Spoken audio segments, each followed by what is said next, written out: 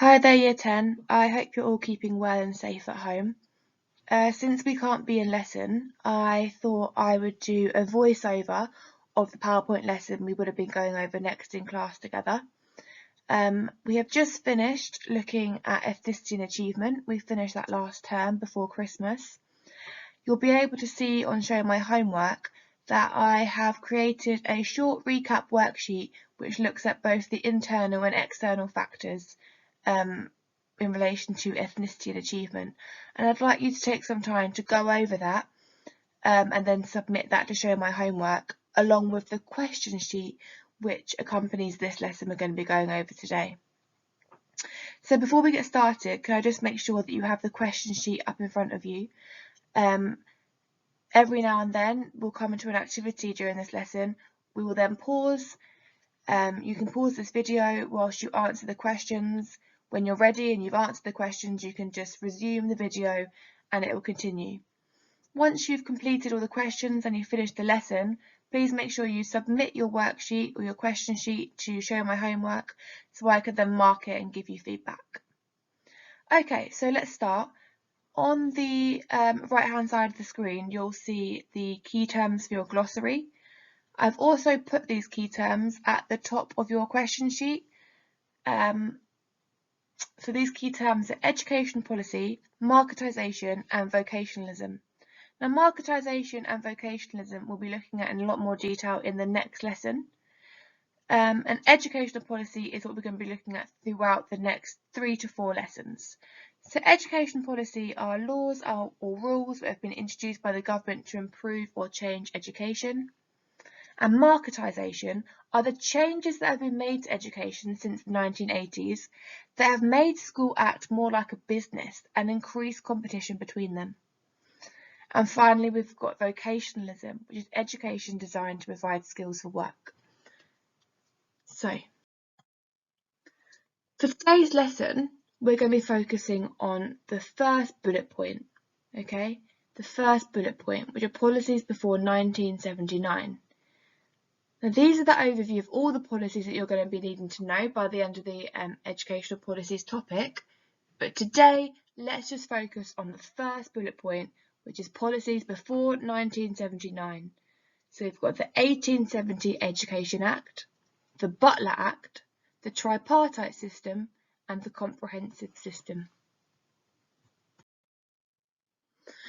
So education prior to the 1800s.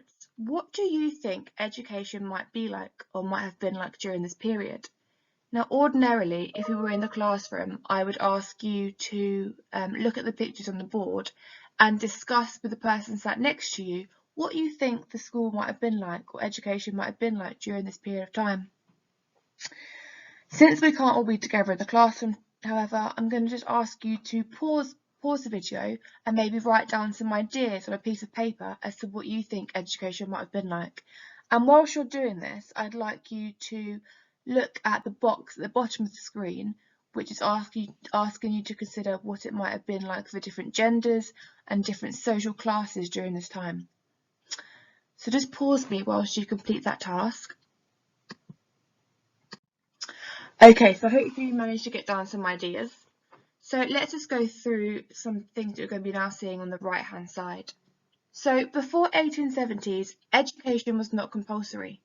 Working class children were offered free education by the church and middle class children had private tutors. So it wasn't the law for children to attend school, and it was the middle class children who were able to afford private one-on-one tuition. If you weren't rich, if you didn't have much money, you'd get offered education that was provided by the church, but this wasn't compulsory. And then in 1870s, the Education Act said that education must now become compulsory for all children. So it meant that irrespective of your social class and how much money you had, all children now received an education. It was now the law. And then in 1918, the age of compulsory education was raised to 14 years old. So this meant that now students and children were spending a longer period of time in school. They're spending a longer period of their lives in education, learning things.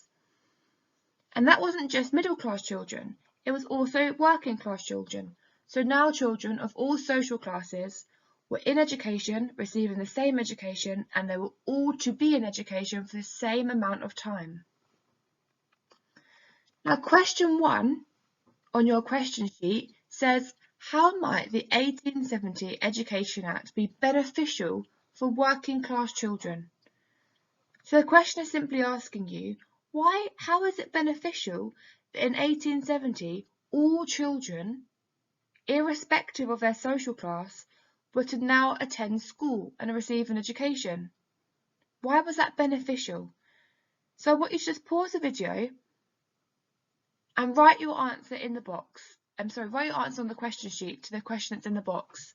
Okay, why is it beneficial? What does it mean? Why is it important that they are now all receiving the same education? Think about this notion of equality of opportunity. Do they all have the same opportunities now? And how does that benefit the working class? So just pause me as you do that. Okay, good. So let's move on. Hopefully you managed to finish that question. So first of all, let's start with the tripartite system. So in 1944, the Butler Act introduced what was called the tripartite system. This act created a tripartite system, which was a system of 3 schools. Okay, so tripartite simply means something that consists of one of 3 things. So this act created the tripartite system, a system which meant that students are to attend one of 3 types of schools. The act meant that students were required to take an exam called the 11+, which tests their academic ability. It was only those students who passed this test who went to the best school, and this school was the grammar school. Children who did not pass the 11+ went to the secondary modern or the secondary technical. So we have 3 different types of schools. You have the secondary modern, the secondary technical, and the grammar school. And this is a tripartite system. The tripartite system introduced 3 schools that you went to. You went to one out of these 3 schools. And the thing that determined what school you went to was whether or not you passed the 11+. And this exam, this 11+ exam, was taken when students were roughly 11 years old in year 6. So on your question sheet, it says here, the 11+ meant that students were to attend one of 3 types of schools. These were, and you've got 3 bullet points. So as we talk through these schools, can you please make sure you're writing into your question sheet the information I'm sharing with you? So secondary modern. Secondary modern was general education for the less academic, and approximately 75% of students went there. Now that's quite a high percentage of students who went to the secondary modern school, which suggests to me that the 11+ was very hard, because that meant that quite a small percentage of students in 1944 were actually passing the 11+ exam.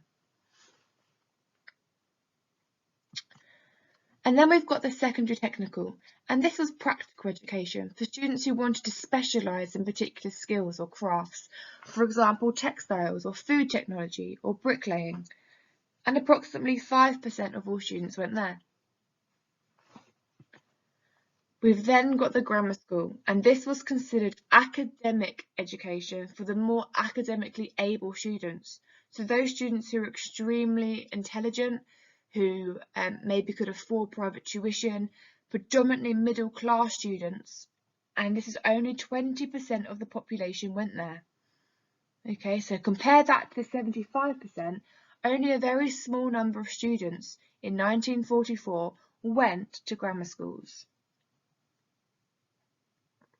So I'm just going to ask you to pause me whilst you make sure you've got all that information down on your question sheet. Okay, so the next slide, I'm going to show you a sample of the 11+. So it's taken from an actual 11+ exam, and I just want you to think about how hard you find it. Do you think it's quite easy? Do you think when you were 11 years old, you would have been able to do this? So let's just skip ahead. Okay, so I hope you've all had a little chance to look at the 11+. I think we can probably all agree that it's extremely challenging. I definitely don't think that when I was 11 years old, I would have been able to complete this. So the question you've now got on your question sheet says, how does the 11+ benefit middle class pupils? So I just want you to take a moment to think about and then answer on your question sheet, how you think this test is catered towards enabling the success of middle-class pupils more than working-class pupils. And when you answer this question, I want you to think about things such as what Bordeaux says about cultural capital, or maybe what Cooper and Stewart say about material deprivation, maybe about what Bernstein would say about speech codes. Okay, so how is it that you think the 11 plus benefits middle class pupils? And just pause me whilst you do that. Okay, great. I hope some of you or all of you have had an opportunity to answer that question. I'm not going to go over it in great detail with you at the moment over the video, because I think when we submit it, I'll be able to mark it and give you individualised feedback. But one of the things you could have mentioned was maybe how middle class parents are able to afford private tuition because they have cultural capital. Yeah, they're not culturally deprived. You could argue that middle class students speak in the elaborate speech code, which is obviously what the 11 plus is written in, so they're able to communicate in ways which is favoured by the exam.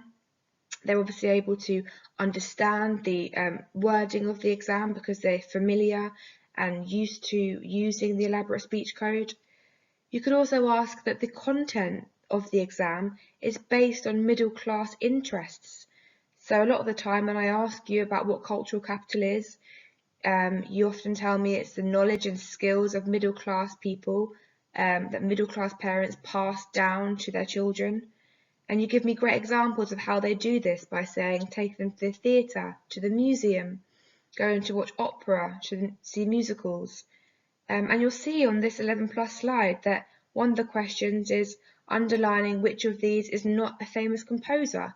So the student is having to have cultural knowledge about musical literature, okay, which is given to young people by going to the theatre and going to see musicals and the opera and so on and so forth. Something that you have something you do if you have cultural capital, which isn't something that working class students necessarily have access to. So if you want to add those ideas to your answer, feel free. You can just pause me as you do that. Okay, great. So let's move on to the next slide. Okay, so the next question on your question sheet says, it's a statement question that says, the tripartite education system is argued to favour that of middle class pupils. Explain why. So this is sort of building on again a bit further from the question we just answered on question 3. And it's asking you to now use your knowledge of cultural capital, material deprivation and cultural deprivation to provide an explanation for this statement. So on your question sheet, you have got these 3 statements. So you've got 1, 2, 3. Okay, and these are sentence starters which I want you to build on and develop and complete in order to provide explanations for the statement above here. So the first statement, sentence starter, that I'd like you to have a go at is the green one. And then just across the way from it, you'll find a green box with little prompts that you could use to help you complete the sentence. The same thing for the third one, the second one, right across the way you'll see a little box full of prompts, and the same one for the third one, across the way you'll find a box of little prompts to help you. So the first one is saying, the tripartite system favoured middle class pupils because of cultural capital, this is because. Okay, and you could use the green box to help you. The second one is based on material deprivation, so you can use the yellow box across here to help you. And the same thing for the orange one, it's looking at cultural deprivation, so you can use the box across here to help you. Okay, and those questions are to be answered again on the answer sheet, which are on the sheet that you've been answering the questions on. So just pause me as you complete this. Thank you. Okay, we're not going to be going over this now, but again, when you submit the homework, I'll be able to mark it and give you feedback that way. So let's just move on. So now we're on to comprehensive education. And comprehensive education is what came about in 1965 and replaced the tripartite system. So the tripartite system was removed and the government rearranged schools so that now everyone, all students, attended the same school. And this was called the comprehensive education. Okay, this removed the 11 plus. So it simply meant that now everyone attends the same school. So their schools were filled with mixed abilities. There was no entry exam, so the 11 plus was scrapped. And something called selection by catchment was introduced.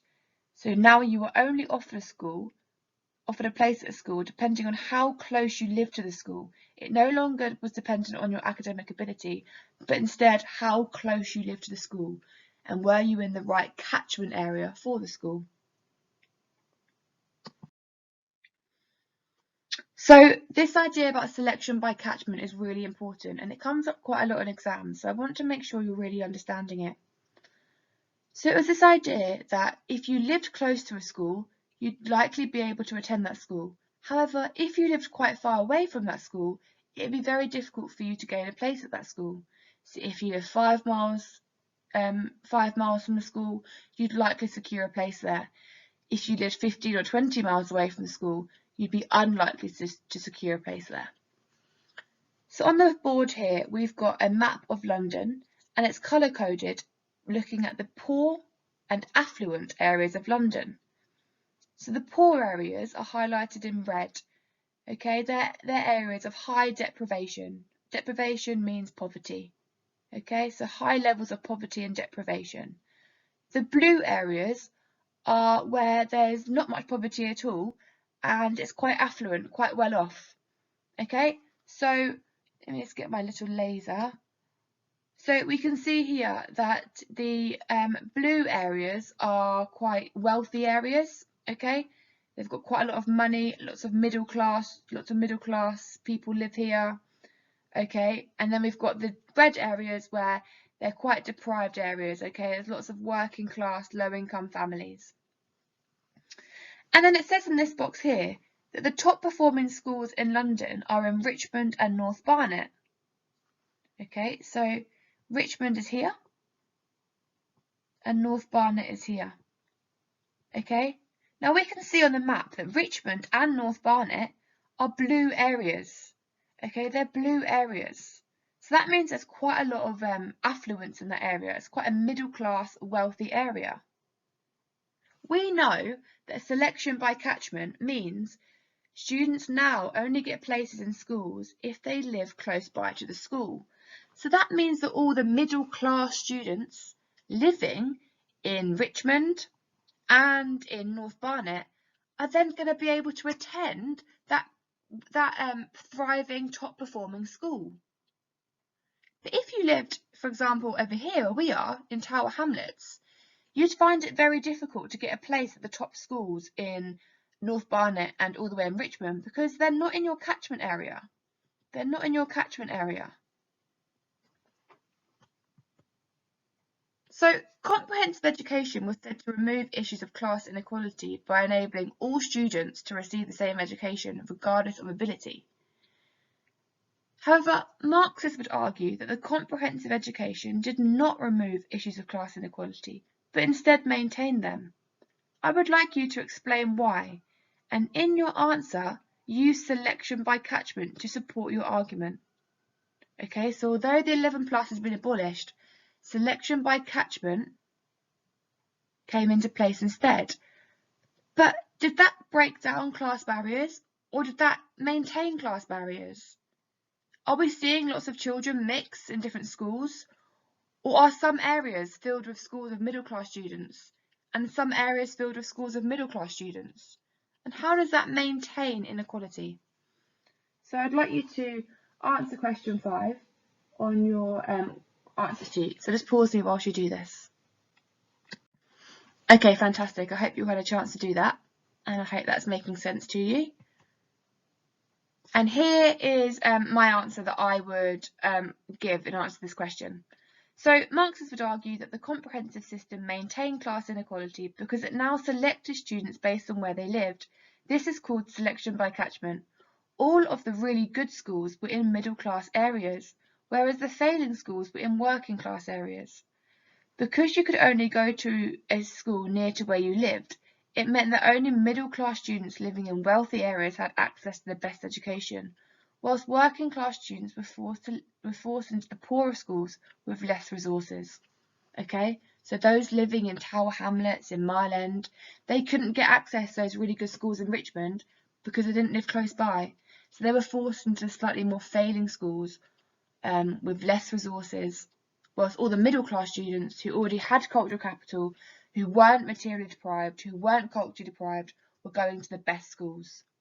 So the argument here is that the comprehensive system did not remove issues of inequality, but rather maintained them by ensuring this class divide still remained. So a question you'll get a lot in exams is to explain how the comprehensive system created disadvantages. So of course one of the disadvantages is selection by catchment and the ways in which it maintained inequality. But another one is to do with the effects of mixed ability teaching. So here we've got a diagram which shows a mixed ability class. So we've got a young man here who's predicted GCSE grades level 3, and we've got a young man here who's predicted GCSE grades level 9. We've got a young lady here who's predicted GCSE grades of 5, and someone here who's predicted GCSE grades an 8. So we've got a mixed ability class. What do you think the disadvantages are, of mixed ability teaching? Do you think that this guy here, who's clearly very academically able, he's predicted a grade 9, is going to be reaching his full potential in a class where the teacher's also got to divide their attention to this young man over here, who's clearly struggling quite a bit in school and is only predicted a grade 3? Do you think this young man over here might be held back a bit because he's not able to reach his full potential? He's not getting the stimulation and challenge he needs to really excel and achieve that grade 9 because he's being held back slightly by this young man here who needs lots of help and support to get his grade 3. So I want you to pause me whilst you use this diagram to identify another weakness of the comprehensive system, focusing mainly on this idea of some students, i.e. the more able students, not being able to reach their full potential. So that is question 6 on your question sheet. So just pause me as you fill that out. Okay, good. So I hope you had some time to do that. Right, so this is the last question that you guys have for this lesson, and it's a simple gap fill task. So there's you have this exact paragraph of the word bank on your question sheet. I would just like you to read through it and fill in the gaps where you think the appropriate word goes. And then I'd also like you to do the challenge box. So would a Marxist be in favour of comprehensive schools and why? So you could answer for this challenge box that a Marxist would be in favour for it because it reduces this notion of academic ability determining whether or not you go to a good or bad school. So it means that there's more equality of opportunity to go to certain schools. But then you could answer equally that no, he actually doesn't like it. They're not in favour of it because of the inequality selection by catchment still creates. So you can answer that either way, and that's up to you. And I look forward to reading the ways in which you answer it. So just pause me now whilst you complete the gap fill activity. Okay, great. And here are the answers to that gap fill activity. So you can make the corrections if you need to, or you can just keep it as it is and I can mark it and we can address any misconceptions that you might have made. Please ensure you submit this by the due date, which is going to show my homework, and there'll be another lesson following in a few days' time. Okay, all take care, and again, as always, any questions, please do just email me. Thank you very much and take care. Bye bye.